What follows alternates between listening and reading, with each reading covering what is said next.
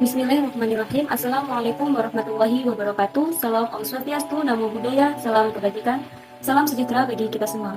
Sebelumnya izinkan saya memperkenalkan diri. Nama saya Tika Chandra Dewi, SPM 200303117, mahasiswa Akuntansi Syariah kelas B Fakultas Ekonomi dan Bisnis Islam IAIN Metro. Baiklah, di sini saya akan mempresentasikan PPT dengan judul Konsep Investasi Syariah, Mata Kuliah Manajemen Investasi dan Pasar Modal yang diampu oleh Bapak Berwin Anggara, MSAK, QRMA. Masuk saja landasan investasi syariah. Ada dua landasan dalam ekonomi syariah, yaitu Al-Quran dan As-Sunnah. Hukum yang diambil dari kedua sumber tersebut secara konseptual dan prinsip merupakan hukum yang tidak bisa diubah. Perlu diketahui, ada 4 landasan normatif yang diterapkan dalam aksioma etika, yaitu yang pertama, landasan tauhid.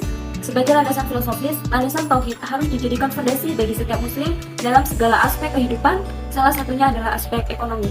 Tauhid merupakan pembeda umat muslim dengan umat yang lain, sekaligus sebagai hubungan vertikal dalam agama Islam, yaitu hubungan seorang hamba dengan Tuhannya.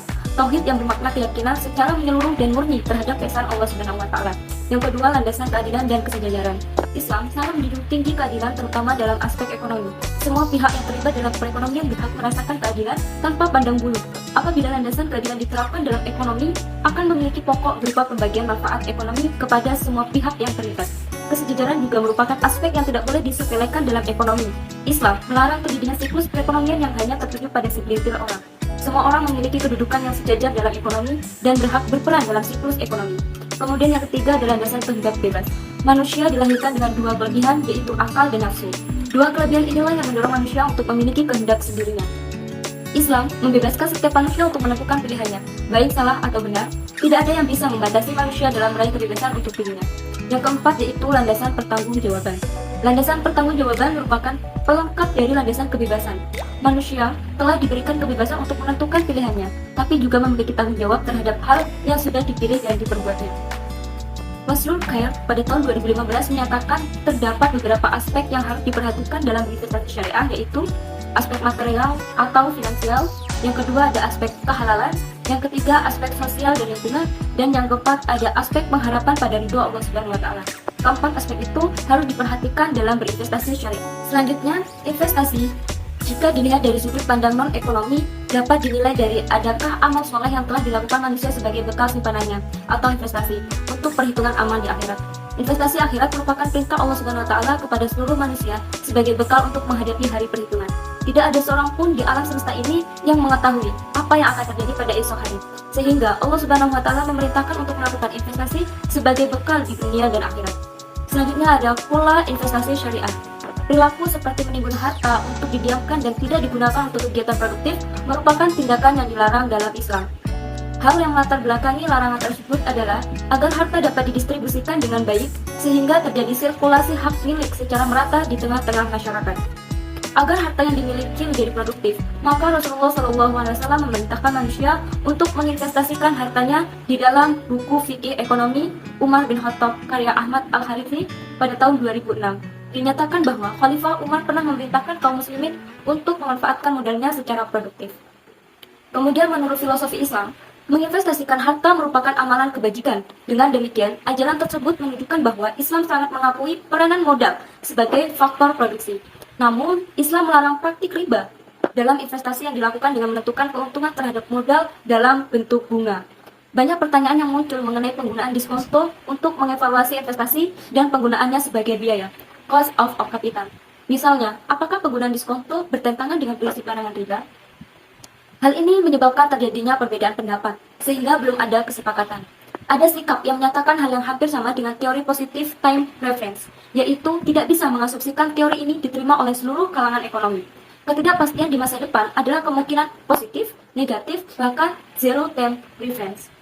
Aset dan resiko merupakan sangat terkait dengan cost of capital yang menggunakan faktor diskonto. Islam mendorong umatnya untuk menjadi investor. Hal ini berdasarkan larangan transaksi pinjam-meminjam hal dengan bunga dan sebagai gantinya dilakukan pinjaman dengan berbagai keuntungan dan kerugian, profit loss sharing. Ibnu Taimiyah menyatakan bahwa konsep keuntungan yang adil, rate of profit, adalah keuntungan yang diperoleh dengan cara yang dapat diterima secara umum, arif al-ma'af, tanpa menzalimi salah satu pihak. Untuk menghindari bunga, umat Islam didorong untuk melakukan pembiayaan sebagai investor melalui pernyataan modal dan pembiayaan melalui qardul hasan. yaitu satu, pola penyertaan modal bagi pelaku usaha yang sangat berbakat. Pola pengelolaan modal sendiri akan sangat lambat dalam meningkatkan usahanya. Di samping itu, menghambat terjadinya pemerataan. Pelaku usaha bisa melakukan bentuk-bentuk usaha melalui pola kemitraan, partnership dengan modal bagi hasil. Pola ini memenuhi rasa keadilan baik untuk pengusaha maupun penyedia dana. Yang kedua yaitu pola kemitraan. Kerjasama ekonomi bisa dilakukan dalam segala lini aktivitas ekonomi, baik aktivitas produksi, distribusi, maupun jasa. Pola kemitraan merupakan dasar filosofi ekonomi dalam masyarakat Islam. Dalam pola kemitraan dilakukan melalui bagi hasil, baik dalam keadaan untung maupun rugi. Adapun pola kemitraan dalam Islam bisa dilakukan dalam bentuk murabahah dan musyarakah. Perbedaan pokok keduanya terletak pada apakah semua partner dalam kemitraan itu berkontribusi kepada manajemen dan keuangan atau hanya salah satu. Yang pertama kita bahas yaitu musyarakah. Musyarakah adalah bentuk dari transaksi investasi yang paling dikenal orang. Musyarakah sering juga disebut sebagai syirkah, syarikah, perserikatan atau kongsi. Keinginan dari para pelaku usaha untuk bekerja sama agar nilai aset yang mereka miliki semakin meningkat adalah dasar dari akad musyarakah. Musyarakah melingkupi semua bentuk usaha yang terdiri dari dua pihak atau lebih yang bekerja sama menyatukan seluruh bentuk sumber daya yang mereka miliki, baik yang berwujud maupun tidak. Jenis musyarakah yaitu ada syirkah muqattah, syirkah daimah, musyarakah mutanakiswah, syirkah amwal, syirkah abadan atau syirkah amal, dan yang keenam ada syirkah wujud. DSN MUI telah mengeluarkan beberapa fatwa terkait musyarakah. Realisasi akad musyarakah dalam transaksi keuangan bisa dalam berbagai bentuk, diantaranya yaitu bentuk pembiayaan yang diatur dalam fatwa nomor 8 tahun 2000 tentang pembiayaan musyarakah. Yang kedua ada bentuk pembiayaan rekening koran syariah yang diatur dalam fatwa nomor 55 tahun 2007 tentang pembiayaan rekening koran syariah musyarakah.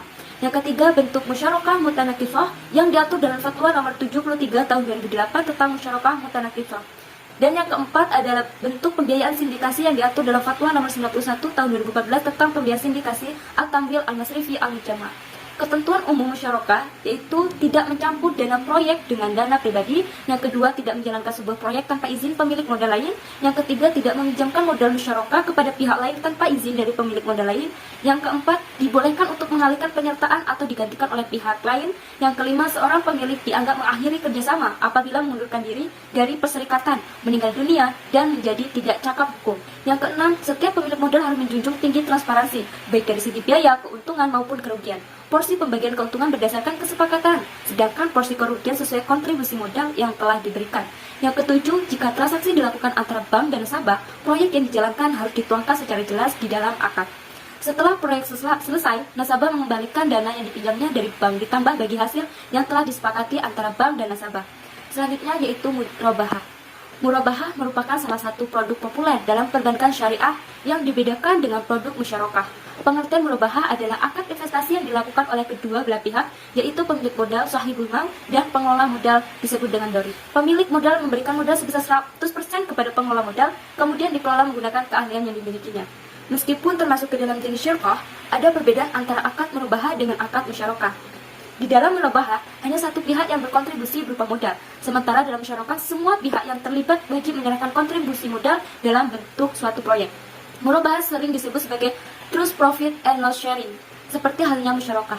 Mudharabah terdiri dari beberapa jenis, yaitu ada mudharabah muqayyadah, kemudian yang kedua ada mudharabah mutlaqah, yang ketiga ada mudharabah tusna'iwah, yang keempat ada mudharabah musyarakah. Yaitu DSN MUI juga telah memberikan beberapa fatwa terkait realisasi mudharabah dalam transaksi keuangan.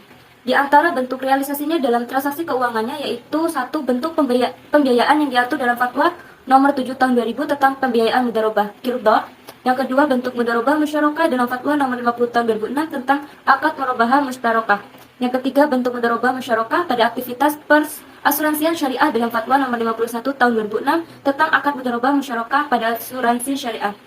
Ketentuan umum dalam mudharabah yaitu yang pertama, mudharabah merupakan salah satu akad tijari, yaitu akad bisnis yang digunakan untuk berinvestasi.